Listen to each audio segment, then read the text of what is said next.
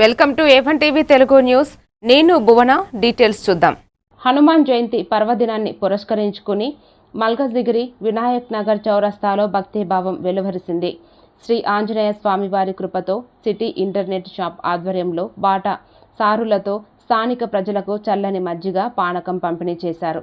ఈ వేసవి నేపథ్యంలో ప్రజల దాహాన్ని తీరుస్తూ సేవా దృక్పథంతో ఈ కార్యక్రమాన్ని నిర్వహించిన సిటీ ఇంటర్నెట్ వారికి భక్తులు అభినందనలు తెలిపారు.